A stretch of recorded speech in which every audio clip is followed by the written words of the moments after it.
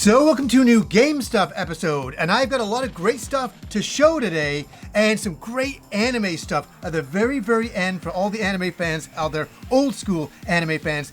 And before I begin, I will ask you guys, what have you picked up in the way of new game stuff? Are you playing the latest game, an old game? Did you buy a figure, a soundtrack? Let me know down below. And to start with, I need to announce two things. Yes, two things.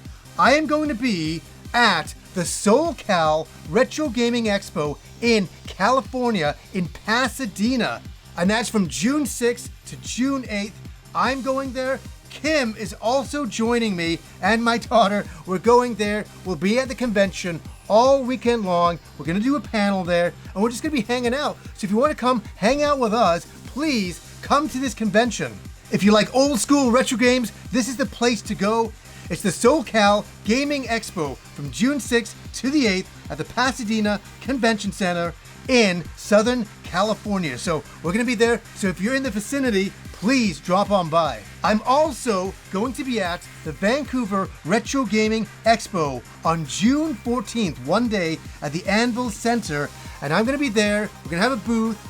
Kim is going to be there. Rob is going to be there. We're going to do a panel together. So if you live in Vancouver or close to Vancouver, please come out and hang out with us for that day. We'll be there the entire day. We're going to do a panel. It's going to be a lot of fun. So please join us at these conventions if you can. Okay, let's get into the games. We're starting off with a couple of bangers here because I bought two versions of the game, and that is for Suikoden 1 and 2, the HD remaster. And I bought the Switch version and I bought the PS5 version. I cracked the PS5 version and I've been playing it. What I want to say about this game, there's a lot to say. This is a very big deal game for me because it was the very first PlayStation 1 game I ever picked up right here. And I bought this on the PS1, I think in the beginning of 1997. When I got my PlayStation, I had to buy a used PlayStation. I couldn't afford a new one back then. And I got this the day it came out. I was like, I'm buying a PlayStation for Suikoden because it was an RPG by Konami and it looked phenomenal and it looked next generation, and it was. And this game boasted incredible music, super fast combat. It was a brilliant game and a great storyline in there and a true classic. And I have a lot of memories coming back from the bars. I do have a lot of these memories coming back from the bars back then and drinking and leveling up my characters.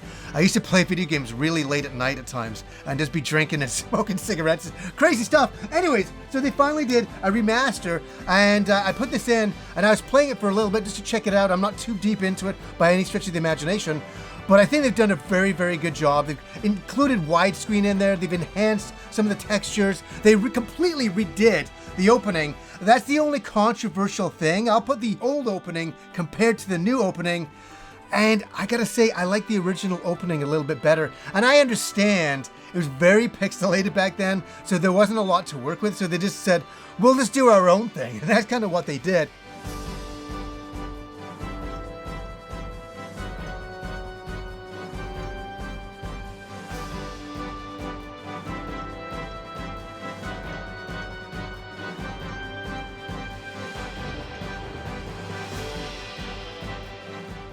I'm very happy to get it, and I'm very happy to get any of these remasters that new people, new players like yourselves can experience some of these games from, say, this game came out originally, I think, in 1996. Can they play it now in the year 2025 and experience this game? And it's a great game and it holds up. And this game and the second game here are in my top 50 RPGs of all time. I finished the first and second game back in the day. I loved it. I was 22 years old when I first played Suikoden. I'm 51 now. Like, where does that time go? But I had a great time there, and I'm really happy that they brought it out now.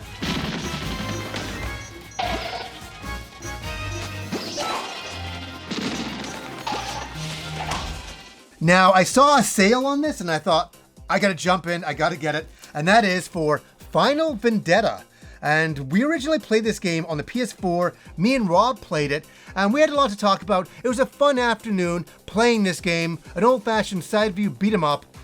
But in looking back on it now, what are my thoughts when I really get critical on it?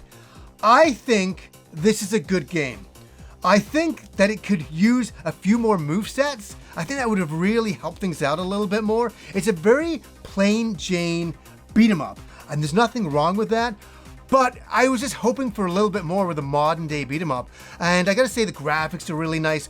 One thing is, it's been a few years since I played this game. I'm still listening to the music when I'm in the gym. Some of this music really gets me pumped up and it's very, very good.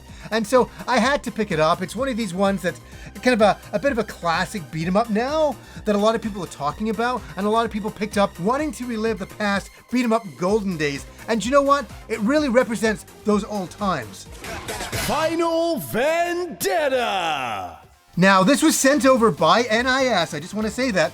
They're like, hey, can we send you this copy of the game? And I'm like, okay, and that is for Trails Through Daybreak 2. Now, this is the special edition version of the game, and I gotta say, every time I'm doing a stream, somebody jumps in and says, hey, have you ever played the Legend of Heroes games? And I think everybody forgets that me and Kim talked about it back in the past. Yes, we played a lot of the earlier games. In fact, I played Dragon Slayer, the Legend of Heroes back in the day on the TurboGrafx. That was a fantastic game. And I just want to say, because people are always asking, I like these games. I really, really do. I'm not against them. I think they're great games.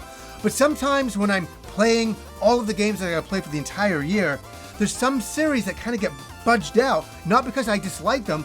There's only so much room, but this game really looks fantastic. And the special edition here, it's got an art book, it's got some postcards in there, great stuff, the soundtrack's in there. I like it, and you know what? Maybe one day I will get to it. I really thought we had it this time. And we have here Donkey Kong Country Returns in high definition. And Kim had never played this game, and she's like, oh, let me add it. This is actually like a month ago, so I'm just talking about it now.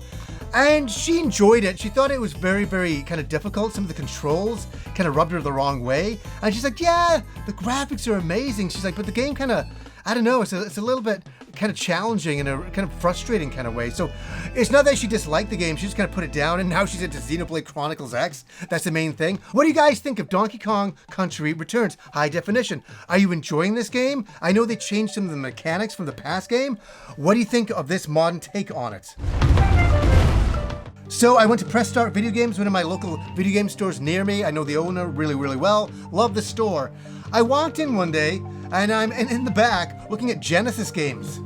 And I saw something and I'm like, I must get this game because I already own this game. I already owned this game many, many years ago, like 20 plus years ago I owned it. And it disappeared from my collection. I think I did a video on that a long time ago. It just disappeared. And that game finally has returned to the shelf with the original Shining Force on the Sega Genesis. I finally got the game back, and it's got everything. The manual's in there. It's a beautiful copy. In fact, it's better than the original copy that I owned back in the day. And I still don't know what happened to this. It's possible I lent it to somebody, but I really don't think so. And I love this game so very much. Many childhood memories of playing it. A great strategy game. And I was coming off Warsong, and then we got Shining Force. And the one thing, the claim to fame of this game is the combat. Back then, I remember looking at the screen and I couldn't believe the size of the characters when all of a sudden the characters would meet on the battle grid and they would get close to each other and combat would initiate. I could not believe it when the character would come in and they would swing their swords. I thought it was true life anime come to life in a video game on the Genesis. I didn't think video games could get better at that point. I'm like, we've hit the ceiling. And we look at things now where it's, especially with Fire Emblem and all this.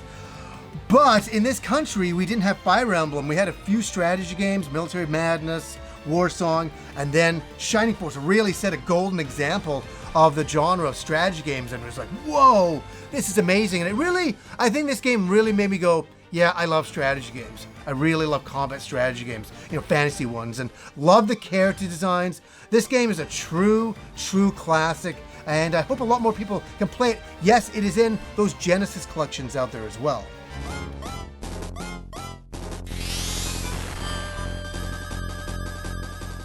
Okay, there's some excitement with these next games, and I'm going to show them all at once, and I'm going to talk about them. because there's some excitement with them and some disappointment with them that I just found out. And I can't believe it. So, as you know, with the Polymega, I've been picking up some Neo Geo CD games. Right here, like look at this one. We got Fatal Fury, Road to the Final Victory. This is Fatal Fury 3. And I was so excited to get this game. Yes, I have the cartridge up here, but I was like, yeah, I can't wait to put this in the Polymega and play it in high def on the TV. This is gonna be great. And so I do. And one of my favorite characters in Fatal Fury 3 was the introduction of Blue Mary at the time. And this is a great new character, and I was like, oh wow.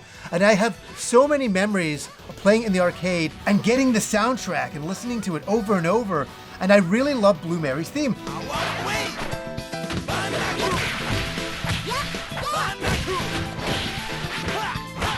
So when I start to play this, and I pick Blue Mary and I versus Blue Mary, and I'm like, the songs are different. The music is different.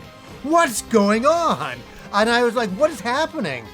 And then I got in touch with a couple of friends of mine to set the record straight that in the Neo Geo CD games, in almost half of the games, they did rearrange soundtracks. And you can't pick the original soundtracks. So Fatal Fury 3 here has the game, but it doesn't have the original music. It has some enhanced arranged music, which is cool music, but it's not the original.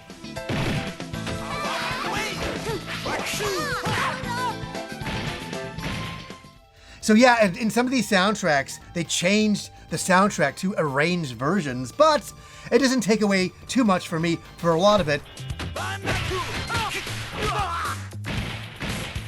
It's great to get the King of Fighters 94. And let me say, I was there in 94. I played it in 95.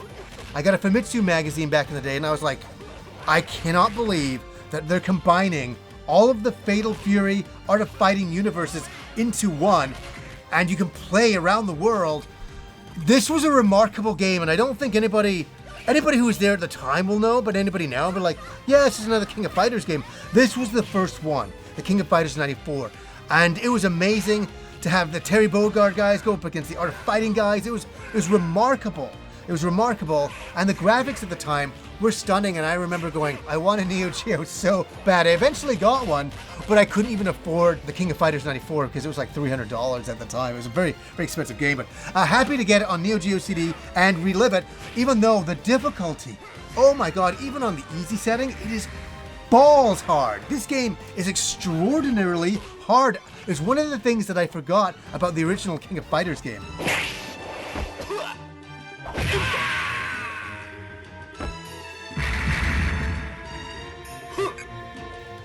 And I was very happy to get this, a great old classic beat 'em up, Mutation Nation.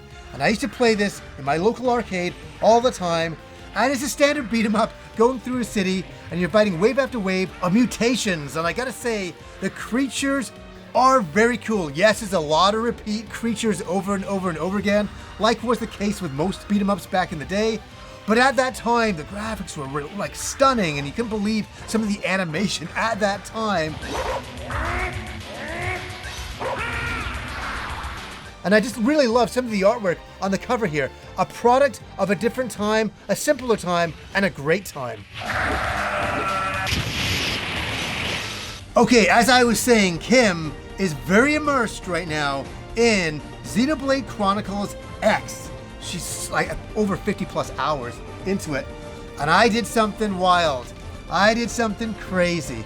And we were talking about the music and how the music is a little bit off at times. We still think that. We still 100% think that.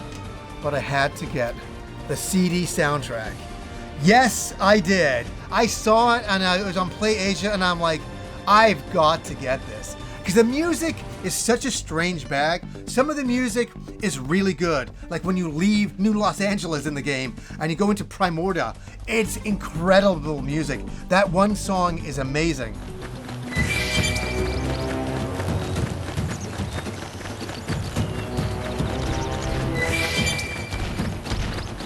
But some of the rest of it is just really strange stuff. And me and Kim are going to do an episode of games we're playing, and we're going to talk more about the music. We've been laughing about it in the other room, and so we're going to save it for that episode. But I had to say that the music in this game is very interesting, and it's already, in a strange way, even kind of music that you think is not so hot can become nostalgic over time, and that's what we have here with Xenoblade Chronicles X, but there's some also very good music with it as well.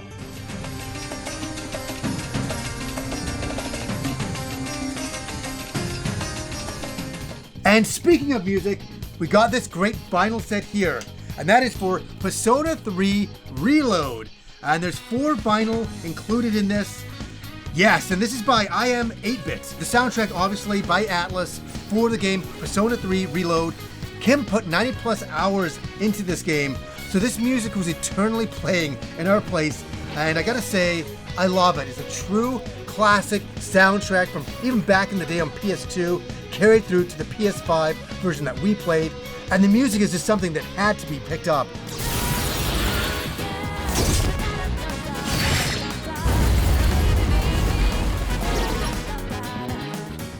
Really great stuff. What did you guys think of Persona 3 Reload? Did it live up to your expectations? Did you like the game? We really liked it. For Kim, it was her first time playing the game, and we got to play the brand new Reload version, and she adored it.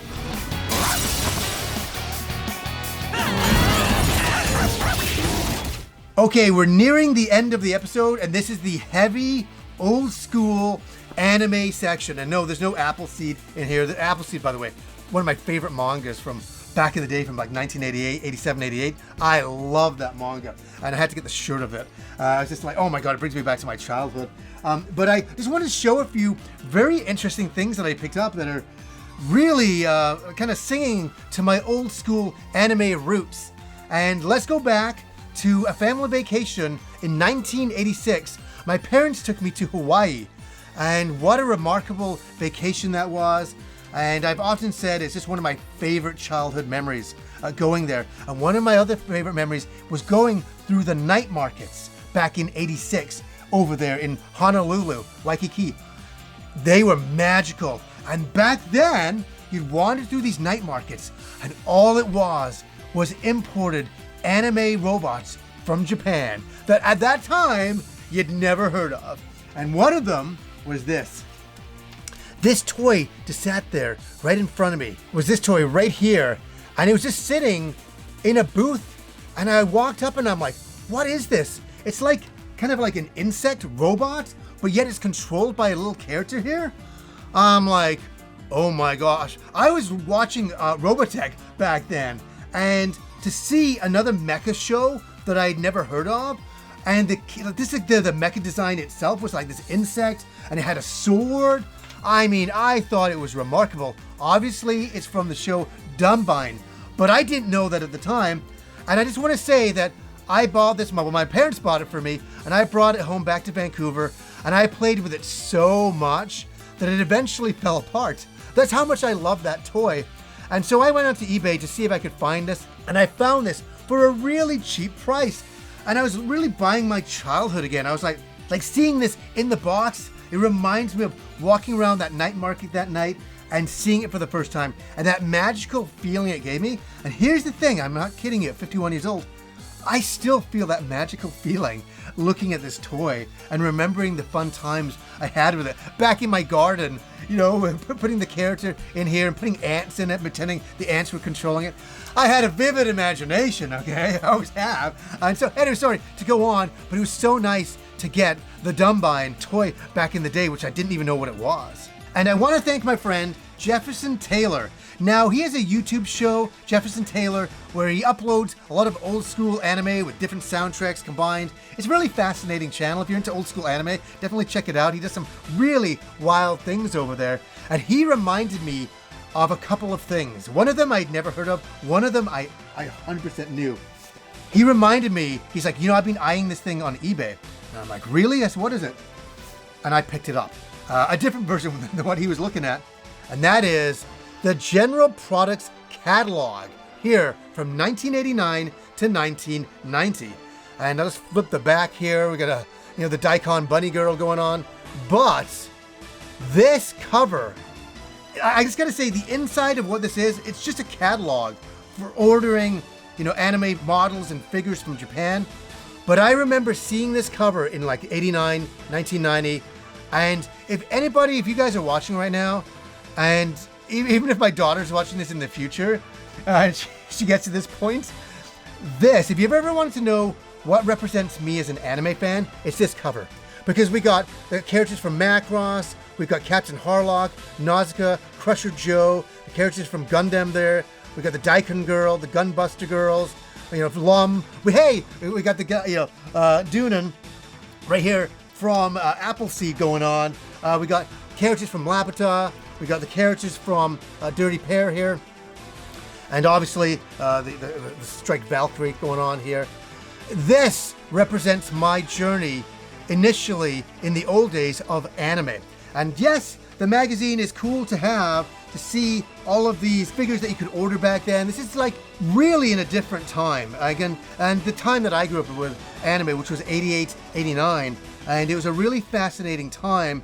And I remember just seeing this somewhere going, I want that as a poster. I still, maybe one day, will hopefully can scan this and blow it up as a poster, because I love the artwork so very, very much. And Jefferson Taylor also brought my attention to a book that I didn't even know existed, until there was a lot of hype building around for a brand new Samurai Pizza Cats game. And I saw this game, they announced it a few months back, and I was like, well, that's a day one purchase. I don't even care if the game sucks. I'm buying it because I'm an old school Samurai Pizza Cats fanatic. I love the Samurai Pizza Cats. Now, a lot of you out there will be like, what the heck is the Samurai Pizza Cats? Where it was a Japanese anime show brought over here where they took complete liberties and changed the entire story, the entire translation. And I've got to say, it was hilarious back then. Farewell, Furball! It was a really, really funny cartoon, because it was a cartoon for us when it came over here, but I knew it as being an anime. And I love the Samurai Pizza Cats. I have so many fond memories watching this, getting home from school and watching the Samurai Pizza Cats here in Vancouver. And so what this is, though, it's a Samurai Pizza Cats official fan book. I had to get it off eBay. You can't even find it anymore. It came out many years ago now. It's for the Japanese Samurai Pizza Cats. So if you're going over here looking for the Americanized version Samurai Pizza Cats, you're not going to get it. But what you're going to get, and the reason why I picked it up, is some phenomenal artwork of the original characters. And when I look at them, I just see the original Samurai Pizza Cats. And I still, whenever I think about the Samurai Pizza Cats, I picked up the DVDs when they were originally released as well. When I think about the Samurai Pizza Cats, it just makes me happy. It just brings back so many fond memories. And Samurai Pizza Cats and all the characters and all the hilarity of the American dub, which I know they changed the original. I thought it was great stuff. Yeah, love me some Samurai Pizza Cats. Pizza Cats! Okay, this is kind of like the secret ending for anybody who's still watching right now, which a lot of people might have checked out of the anime part. And this is not anime. And this is something that I hope one day to do an entire episode on. And people will be like, what the heck is this? I just picked this up, and this is the Cerebus cover art and treasury, done by Dave Sim and Gerard. I just want to say that a lot of you out there will be like, what is Cerebus? What is that? It was a comic book that went from the late 70s into, the early 2000s there. And it was Dave Sim, and he wrote and drew this entire comic by himself until he got some help from Gerhard. And they did a 300 issue series detailing the adventures of Cerebus the aardvark. And this is a really wild storyline, and I don't want to ruin it all now, but it's also a Canadian-made comic book that was an independent that ran all through the 80s, all through the 90s, and was a heck of an achievement. And I have all of the foam book versions of the comics collected. I have all of them. It's like this. It's ridiculous. And it's a really big part of my youth, this book. This has all of the original covers of the original issues in it. And it's remarkable. I can't tell you how much of a formative effect this had on my childhood. And I really want to phone Dave Sim up and thank him for that. And I think I'm going to. We're not getting any younger, and sometimes you got to reach out to your heroes. And Dave Sim is a controversial figure for sure, and the series became very controversial over time. And I understand it, and I don't. I just read the initial issues as a kid, and it really was something else. And one day I hope to sit down and detail the entirety of the story and the controversies and what made Cerebus. And I'll give him credit, Dave Sim credit. He started with a story and he ended it. And he finished it. And it's a remarkable achievement.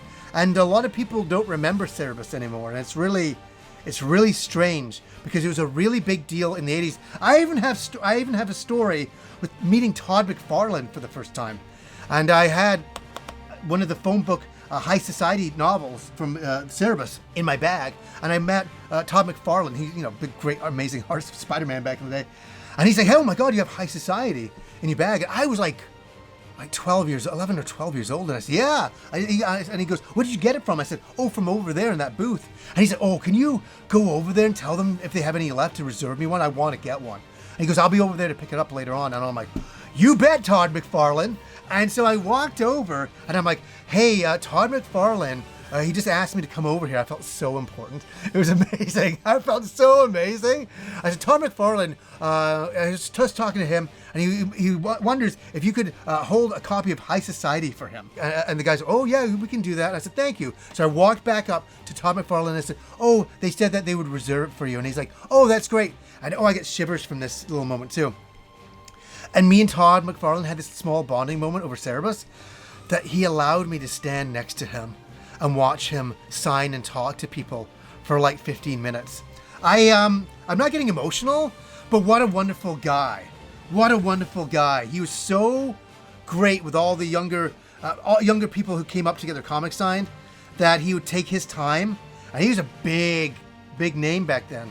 And he took his time with me to allow me to have a moment and to share in that moment. And if I ever met Todd McFarlane again, I'd really thank him for that time. And I'd love to tell Dave Sim this story one day, because I know they both know each other quite well from back in the day, because I remember Cerebus showed up in Spawn. If you remember, everybody remembers Spawn. And that's how much Todd McFarlane loved Cerebus. And most people, did you know, one last fact, I'm getting to get out of here, that Teenage Mutant Ninja Turtles wouldn't probably exist if it wasn't for Cerebus. Because Eastman and Laird were both influenced by Cerebus to kind of go off and do an independent book like Dave Sim did. Yeah, so anyway, sorry, this is a secret ending to it, and this is just a book I had to get off eBay. I didn't even know it existed, of all of the original covers, and really great stuff. And yeah, I just wanted to share that today for sure. And so guys, I will ask you, for any of you who are still here, thank you for sticking around to the end. Any of you who are still here, I'll ask you guys, what are you playing? What have you picked up in the way of new game stuff? Have you picked up some old school anime stuff, some comic book stuff, some anime stuff, some video game stuff, some figures? Let me know down below. So anyways guys, until next time.